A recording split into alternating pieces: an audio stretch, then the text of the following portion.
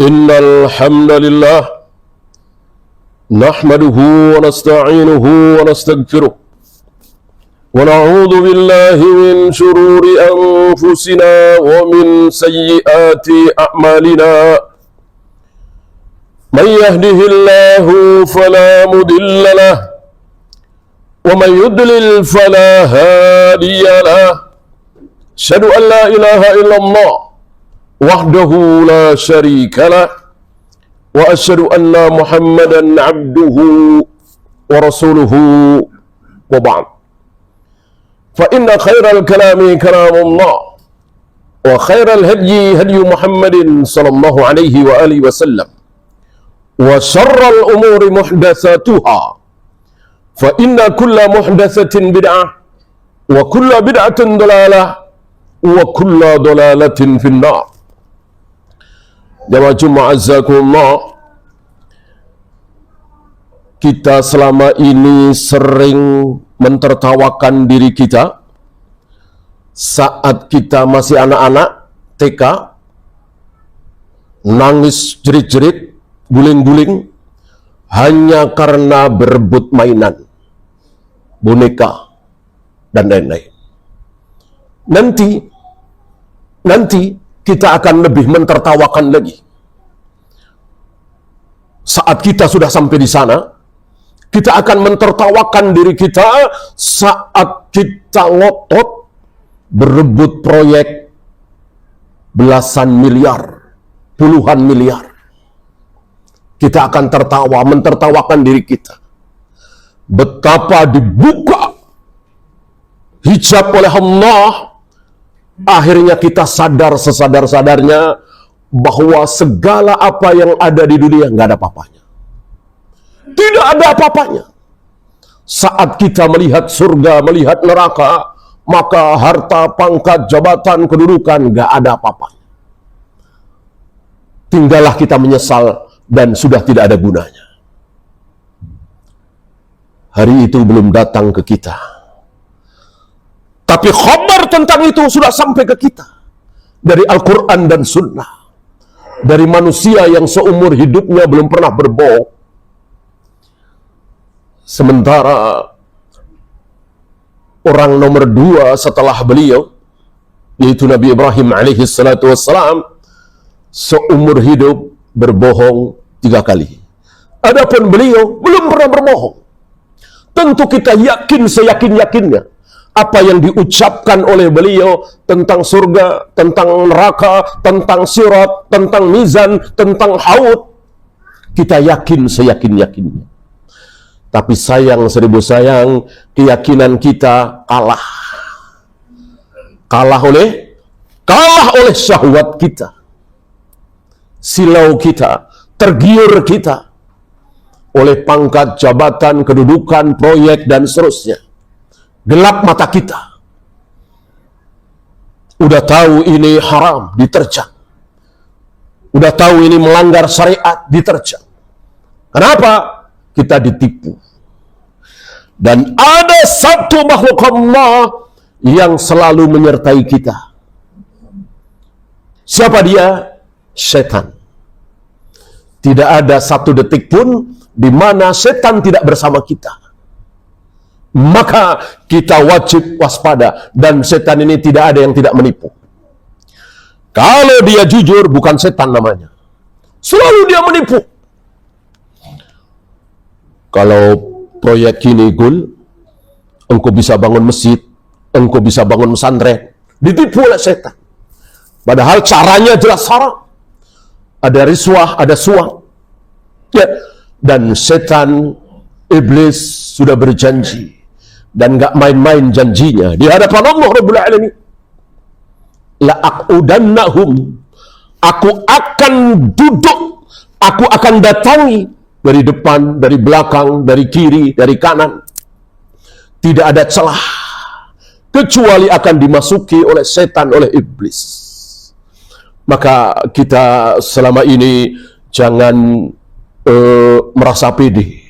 Allah bersama kita, Allah bersama kita, Allah bersama kita. Kata siapa? Yang pasti bersama kita adalah setan. Adapun Allah bisa bersama kita, bisa tidak. Untuk yang khususiyah, untuk yang amiyah, iya, karena Allah bersama kita itu pasti selalu melihat, selalu mendengar, dan seterusnya. Tapi ada yang khusus, apa? Innallaha ma'as sabirin. Allah bersama orang-orang yang sabar. Berarti yang tidak sabar tidak bersama Allah. Innallaha ma'al muttaqin. Allah bersama orang yang bertakwa. Kalau nggak takwa, tidak bersama Allah. Adapun setan selalu, mau sabar mau tidak, mau ahli maksiat ahli taat, mau muslim mau kafir, mau kecil mau besar, mau tua mau muda, setan selalu menyertai. Maka wajib bagi kita waspada. Aqulu qauli hadza astaghfirullah li wa lakum.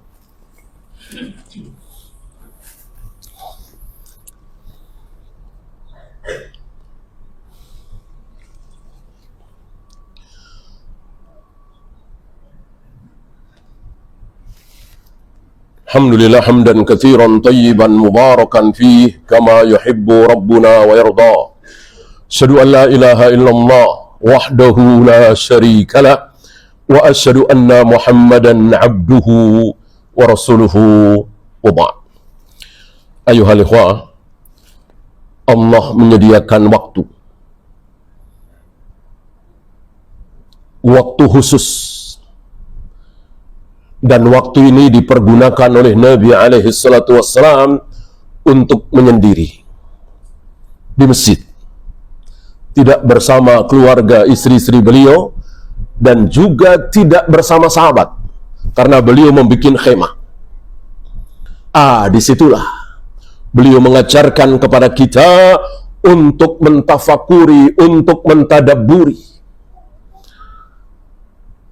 betapa teman-teman kita, tetangga kita, sepantaran kita, teman SMA kita, kuliah kita, sudah banyak yang mendahului kita. Kita sedang menunggu waktu. Dan ketika waktu itu datang, dia tidak menunggu. Ketika malaikat maut datang kepada kita, dia tidak mau menunggu. Biar taubat dulu, biar jadi soleh dulu, biar rajin sholat dulu, biar dia tinggalkan zina khamr dulu. Tidak. Bahkan sedang berzina, bahkan sedang minum khamr, bahkan sedang berjudi. Kalau waktu itu datang, la yastakhiruna sa'atan wa la yastaqdimun. Sedetik saja tidak bisa maju, tidak bisa mundur. Di sini dimana kita mau merencanakan taubat. Salah satu yang haram kita lakukan adalah merencanakan taubat. Taubat jangan direncanakan.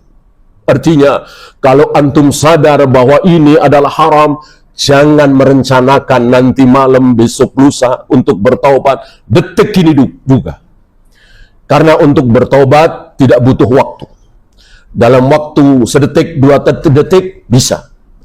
Karena bertobat tidak harus pakai sholat, tidak harus pakai istighfar, tidak harus melakukan sesuatu. Cukup al-iqla', an-nadam, al-azam. Berhenti dari maksiat itu. Untuk berhenti tentu hanya membutuhkan hitungan detik. Menyesal, sama. Hanya membutuhkan waktu hitungan detik. Dan bertekad bulat, berazam, tidak akan mengulangi lagi. Kenapa? Karena kita tidak tahu kapan malaikat maut datang ke kita. Tidak menunggu kita menjadi baik. Bagaimana kita merasa aman? Bagaimana kita mau merencanakan akan menjadi baik? Nanti setelah Syawal saya akan sholat berjamaah. Nanti setelah Lebaran saya akan banyak sedekah. Saya akan langsung ke masjid ketika mendengar azan. Nanti setelah Lebaran, jangan. Detik ini juga, hari ini juga. Allahumma salli ala Muhammad wa ala ali Muhammad kama sallaita ala Ibrahim wa ala ali Ibrahim innaka Hamidum Majid. Allahumma ighfir lil muslimina wal muslimat wal mu'minina wal mu'minat al ahya'i minhum wal amwat. Rabbana la tuzigh qulubana ba'da idh hadaitana wa hab lana min ladunka rahmah innaka antal wahhab. Rabbana atina fid dunya hasanah wa fil akhirati hasanah wa qina adzaban. Qimus salam.